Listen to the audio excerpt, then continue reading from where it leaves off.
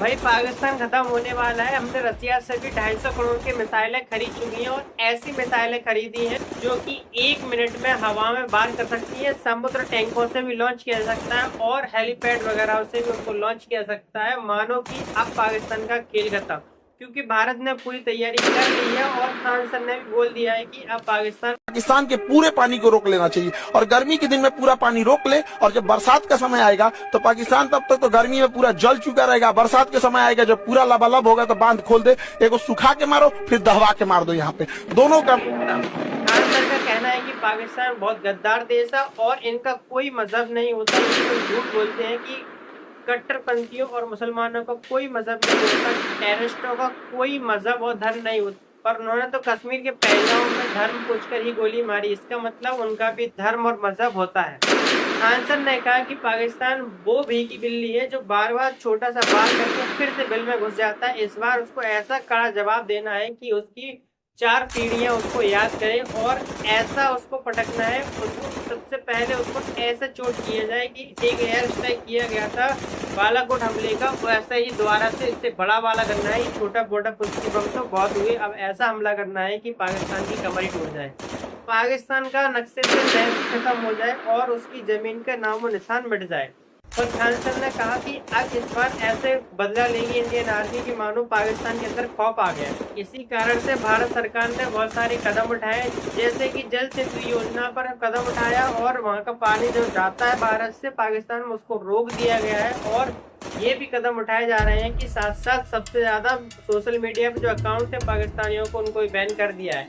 Instagram हो चाहे YouTube हो चाहे फेसबुक हो, सभी से उनके अकाउंटों को भारत से क्या कर दिया गया है, बैन कर दिया गया है। ये जो स्ट्राइक है वो डिजिटल सर्जिकल स्ट्राइक है, यानी कि आधुनिक तरीके से भी पाकिस्तान को हम बीच में से तोड़ रहे हैं। और साथ ही और एक और है कि यदि हम यहाँ से पानी कम छोड़ेंगे तो पाकिस्तान की कृषि जो 80% डिपेंड किस पे है, खेती पर, वो भी नष्ट हो जाएगी और धीरे धीरे पाकिस्तान पहले ही भिखारी था अब भिखमंगा भी हो जाएगा और आखिरकार उसको हमारे यहाँ आना पड़ेगा। बची कुची कसर थी वो हमारे दोस्त रसिया ने पूरी कर दी, जिसमें कि उसने 250 करोड़ का हमारे साथ एक समझौता किया, जिसमें कि टैंकों मिसाइलों का भरमार भारत के पास आ गया और ऐसी ऐसी मिसाइलें आ गई हैं। एंटी बैलिस्टिक मिसाइल आ चुकी हैं जो कि कंधे पर रखकर उनको फायर किया जा सकता है और 6 किलोमीटर तक उनकी रेंज है और हवा में कोई भी हेलीकॉप्टर या फाइटर प्लेन हो उनको भी मार गिराया जा सकता है। और ऐसे ऐसे डिफेंस सिस्टम भारत के पास आ चुके हैं रूस से कि मानो अब पाकिस्तान की खैर नहीं है। और सबसे बड़ा पॉइंट ये आता है कि उन्होंने जो 27 लोगों को भारत के मारा था उसका बदला हम इस प्रकार लेंगे कि मानो पाकिस्तान का जो लोगो है बच्चा बच्चा कांप जाएगा कि भारत से अब नहीं, ये नया भारत है, पुराना भारत नहीं है।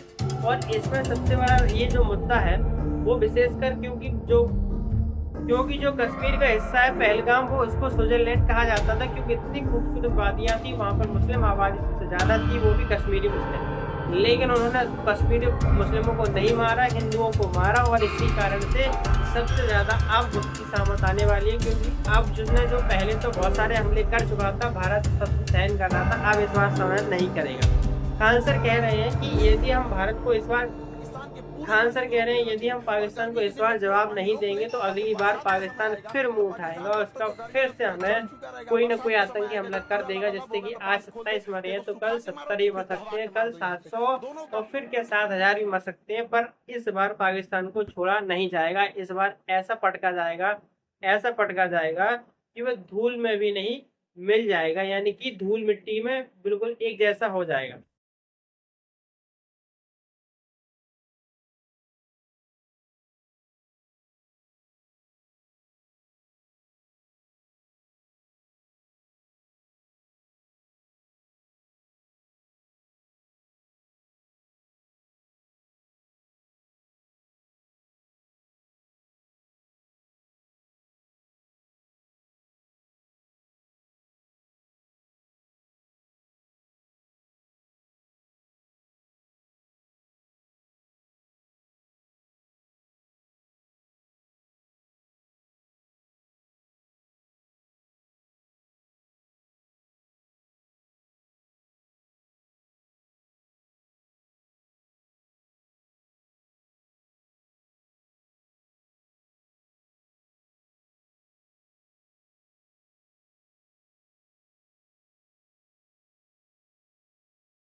अब जो रूस ने और भी बहुत सारे समझौते हुए, ऐसे ऐसे टैंक और डिफेंस सिस्टम को भी लाया जा रहा है भारत में आधुनिक तरीके से।